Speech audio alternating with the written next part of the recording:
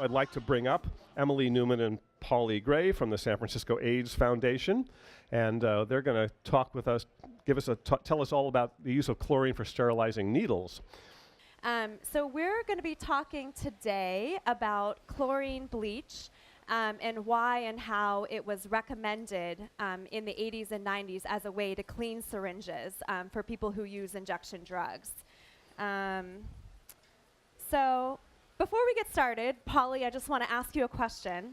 We work at a public health organization, and so my question is, why are we giving people supplies and resources to use drugs? Can you talk a little bit about that? I can talk at great length about it, but I don't have much time. We have a needle exchange. The first and foremost premise of it is to prevent HIV. The highest risk activity one can engage in for HIV infection is to share needles. Blood is the most infectious body fluid by far, and the quickest way to get something in your bloodstream is to inject it in your vein, which is your bloodstream. And so this puts a stop to that. Needle exchange is based on harm reduction and kindness, which is that we view all humans as being, all humans are worthy of not getting HIV and not getting Hep C and dying from horrible diseases. And if you add all the death caused by street drugs like heroin, speed, coke, crack coke, all of that together, they equal a little less than 18% of the death caused by alcohol. We have safe injection facilities for people to drink called bars. We don't have that for needle users. And so it's about, to me, it's about kindness. Everybody is got a family, everybody's got people that love them. All humans are worth being treated with respect and not getting bad diseases. So that's what it's based on and what harm reduction is based on very loosely. Thanks. So I'm going to talk just a little bit first about some of the research supporting chlorine bleach as an agent to clean syringes. And then Pauli's going to talk a little bit later about the history of that in San Francisco and some of the services we provide at the foundation. So first I'll just say, everybody knows what chlorine bleach is. We use it as a cleaning agent. We use it to disinfect kitchens and bathrooms. As Ron said, people use it to clean their swimming pools. The active ingredient is sodium hypochlorite. And through a chemical reaction called oxidation, it actually breaks down the molecules and the proteins in viruses and germs. So we've known for a long time that it can clean and disinfect things, but there's actually been very rigorous research to support the evidence that chlorine bleach can actually kill HIV and hepatitis C. And the researcher who's done a lot of that work is a man his name is Robert Heimer. He's at Yale University.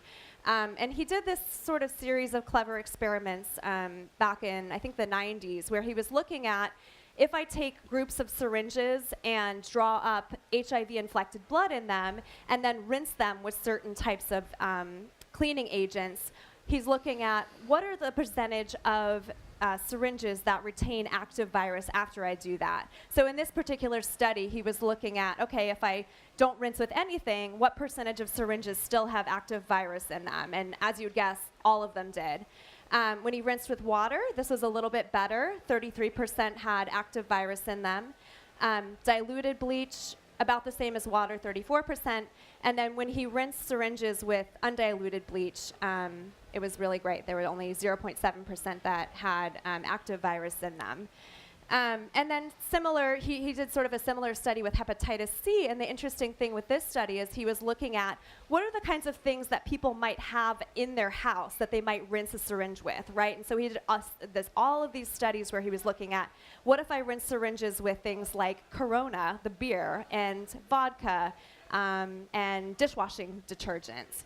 And so I just put a couple of them up on the screen. If you didn't rinse with anything, 100% of the time there was active virus in the syringes. If you rinsed with wine, it was a little bit better, 35%. Rinsing with vodka, 7% had active virus.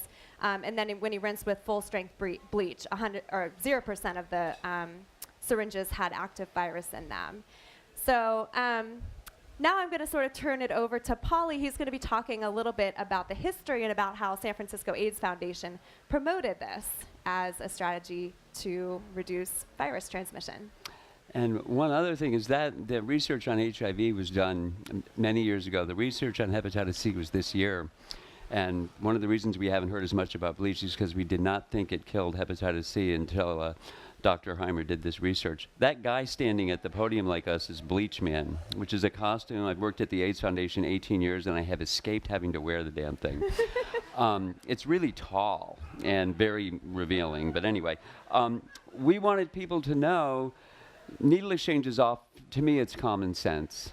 It's just common sense and human kindness, like I said. But the way the needle exchange started was as an act of civil disobedience, where people knew that the HIV epidemic was raging. The house was on fire here in San Francisco, and so people did it as an act of civil disobedience to prevent HIV. They kept great numbers, and within 2 years were able to reduce the amount of HIV transmission through sharing needles, the riskiest behavior, by 53%. We, since then, have gotten to the point where we have a really full, robust needle exchange program. You can look at HIV numbers around the country, and they bear this out. In San Francisco, it's 94%, approximately 94, 95% MSM, or men who have sex with men. In the southeastern area of the U.S., it's 40% heterosexual women of color. The reason is because that there's no needle exchange there. So, and I could go into the science of why that happens and the infection rates and activities. But what Bleach Man does is it enables us to get people who are not able to get clean syringes to safely inject. And so we wanted to promote it. It was great news that we couldn't get syringes. We started with we started it out of a baby carriage, which sits right outside my office. It was really clandestine. And Bleach Man was a campaign to get people to know that, yes, you can, if you can't get to the needle exchange, and there was only one back then, you can clean syringes 3 times with bleach, rinse with warm water 3 times, and you can be safe. And this is really important because I gave you that statistic about the southeastern U.S. and with the political climate changing, needle exchange is available in some places and not available in others. A lot of people still passionately believe in this, and it's going back underground in some places, but it's also fully funded because the science is there. We have science on our side. And San Francisco, with a robust needle exchange, where we do 3 million syringes a year, and we fund 4 other needle exchange programs and do 13 sites ourselves, including that we have a harm reduction center now. We're open 9 to 5, Monday through Friday, and 7 to 11 Saturday nights. And then we have the outdoor sites. I was outdoors doing needle exchange for 3 hours with my partner in crime, my dog here, and it was rather wet, but we were out there. We want people to use a clean, new needle and all injection supplies every time, and you can see why. The first one is before use. That's a new needle magnified. After 1 use, you can see the needle, and after more uses, 6 uses, that's what it looks like. So you can clean it with bleach, and it actually makes that a little worse, but you're still using that and tearing up your arm, and all sorts of infections can get in there. We want to prevent HIV and hepatitis C first, but we want to prevent people from sticking that third thing into their skin and making tears. Do you want to talk about the supplies? And okay, and this is important stuff. They're using a new everything every time includes the supplies that we have. And I was hoping we could get this magnified. I'll hold them up. Hepatitis C is a lot easier to contract than HIV. What they're looking at for HIV transmission, HIV in blood, once it's in the air, it's a myth that it dies, but it becomes too weak to infect, like sweat or a different but non-infectious body fluid, in 30 seconds. The latest research that we have show that hepatitis C is infectious in dried blood up to 63 days. So we want people to use a new everything, because 1 speck, 60 days later, for something like, and the really important thing is, besides this, we need people to know not to use other people's nail clippers and toothbrushes. We need all this stuff to be used. We provide enough so they can use a new one every time. We provide alcohol pads. When you go to the doctor, they clean your injection site. Alcohol pads. The second thing that we have is water and saline. We provide these little things of water, and we have pink ones that are saline, so people can break off the top and use clean, sterile water every time, and then it stays. So if people don't share this, a lot of our clients are homeless or marginally housed. There's tremendous stigma in mental health. There's all these other issues that plague society, plague our clients greatly. People can have clean water and carry it around with them easily. When you go to the doctor and you get a shot, they tie one of these around your arms, so we give it out. This is a cooker. This is an interesting thing. In order to make drugs injectable, you have to make them water soluble. And so we give these out so people can, you've seen like in the movies where people use a spoon, we give out these cookers and these little twisties. And what people do is they wrap the little twist tie around this. I was hoping I could magnify this so you could see my hands doing this highly scientific activity here. Here you go. A little twist tie, and it holds, and because with heroin you have to heat it to mix it. And another good way to do this is a paper clip, which we're not funded to give people paper clips, but I carry them around and give them to people. You can hold on to this and you can heat your drugs safely to inject them. All right? And the next thing, these are cotton balls. When you go and you don't have an alcohol pad, after you take a shot from the doctor, we want you to press cotton on it. We can also use the alcohol pads in these to keep clean, to clean areas on your body. It's really important to think of the bigger picture. And the next thing, this is a really interesting one. We provide supplies for crack smokers. Now, smoking crack won't give you HIV. It's a really high-risk activity for hepatitis C. Crack is smoked in glass stems, which we're not allowed to give out. So people get burns on their mouth from heating up the glass stem. And it's a really, oral sex is a really low-risk activity for HIV unless you smoke crack. And the reason for that is people get wide, flat burns on their mouth from the crack pipe. So, and people perform oral sex all day long, every day to get money for crack. So if you smoke crack, all of a sudden oral sex is a really high risk. So we provide these. These are spark plug boot covers. In fact, I ordered these when we first ordered them. I had to research. I bought them in Central Florida from a gas station where I ordered 10,000 of them. And the man asked me what kind of spark plug boots I wanted and what kind of spark plugs, and he named a bunch. I said, no, I just want the 10,000. And he said, you mean you want 10,000 spark plug boot covers and no spark plugs? And I said, yeah. He said, why? And I said, oh, I said, I have money. So this is to go on the crack pipe so people don't burn their mouth. So what do we got next? I think that's it. I think we have syringes. These are the syringes that we give out. We have 5 different sizes. We also give out the longer muscling syringes, which are kind of scary looking because people also, they use like hormones. People shoot steroids and all that kind of stuff. We provide bigger syringes from that. This is a standard insulin syringe. We give out 5 different sizes of this. This little syringe is what looked that horrible on there, magnified all those times. So it's really important that we give out a new one every time. Okay. We also give out vitamin C. And that's a curious one. That was a really smart idea I had years ago, which was people, in order to make cocaine smokable into crack cocaine, you have to turn it from an acid to a base, right? So, and by the way, like crack and freebase are the same thing. Poor and black people smoke crack. Wealthier white people smoke freebase. It's the same thing. It was an astonishing version of racism because the penalties legally for smoking crack were 35 times higher. 35 times higher until 2 years ago. Jerry Brown finally changed that. You have to turn it into a base in order to smoke it. It's really hard to buy good cocaine on the street, in the Tenderloin, and places like that. So people buy the crack and they want to turn it back into an acid so they can inject it. The way they did this historically was the safest one was lemon juice, also unsweetened Kool-Aid, and urine. So we had a lot of people coming with like people losing vision in one eye and all sorts of infections from doing that. So we gave out vitamin C powder. And we put it in little bags about this size, and I thought we were brilliant until people walked out with little clear plastic baggies of powder doing this out of the needle exchange. And I went, oh my God. And we had to, frantically run out in the street and pull them all back and put little vitamin C stickers on them. That's not the image we want.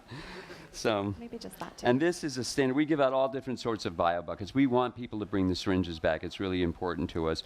We have worked out an arrangement with the police department. There's the sticker, which is that dirty syringes and other paraphernalia in this container, in one of the containers we give you, are not prosecutable.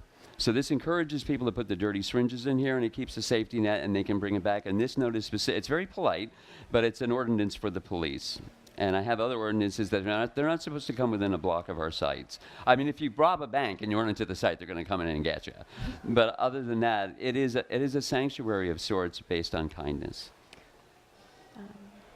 Maybe just talk about the difference. And then the last part of this is the difference between needle exchange, which would be distribution.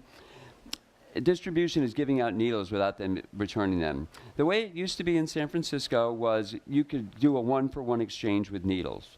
The most you could get was 7. They couldn't carry many more than that in the baby carriage. And we found that was, it's better than nothing, but it's not that effective. Police confiscate this stuff all the time. Our people live on the edge of survival all the time. We want people to use a new syringe every single time, so what we decided to do was give them 20.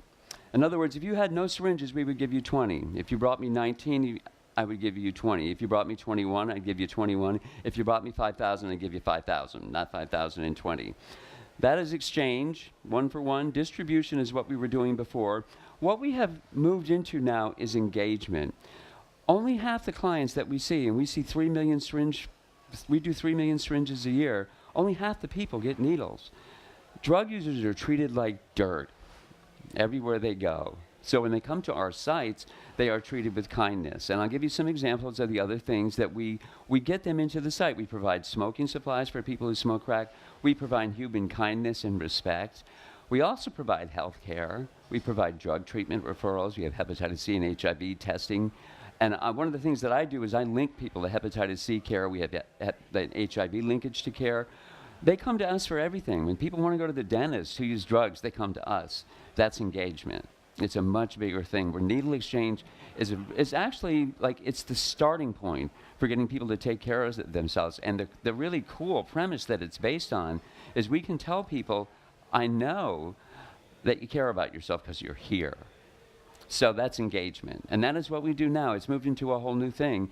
And in San Francisco, we have wonderful support. And the next thing we're working on is trying to get safe injection facilities done in the U.S. It hasn't been done yet. They have them all through Europe, New Zealand, Australia, the English Isles. They have one in Vancouver, which I've been to. It's still an ongoing thing. We're not going to do it with the current administration in San Francisco.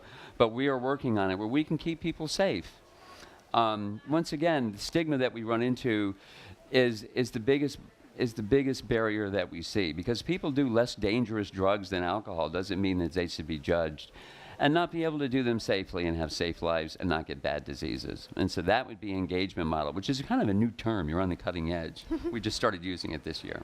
Thank you. Thanks. Well, thank you, Emily and Pauli. We'd like to thank everyone here for coming to our 17th installment of Everything Matters, Tales from the Periodic Table. We hope you'll come back next month for Argon.